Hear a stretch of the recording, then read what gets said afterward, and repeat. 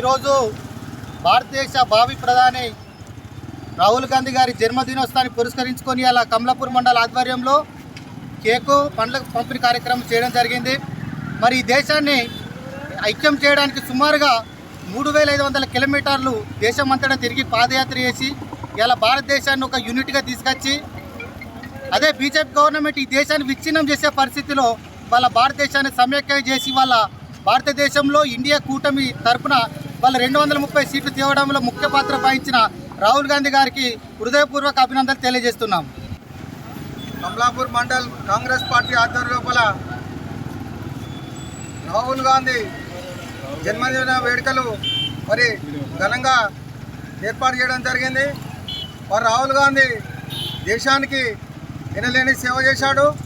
మరి అతను ఎంపీగా ఉండి ఎన్నో అవకాశాలు వచ్చిన ప్రతిపక్ష నాయకుడు కానీ మరి ఎన్నో అవకాశాలు వచ్చినా వదిలిపెట్టి కాంగ్రెస్ పార్టీ బలోపేతం కొరకు జోడయాత్రతో కాంగ్రెస్ పార్టీ బలోపేతమై మరి అతి దగ్గరలోనే ప్రభుత్వానికి సరిపడాయని సీట్లు ఇవ్వడం జరిగింది.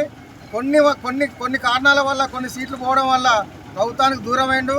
రాజీవ్ గాంధీ గారి దేశం లోపల కాంగ్రెస్ పార్టీని ఏకం చేసి ఏనాటికైనా మరి భారతదేశానికి ప్రధానమంత్రి అవుతాడని ఆశిస్తూ. For more videos like this, subscribe Big TV channel.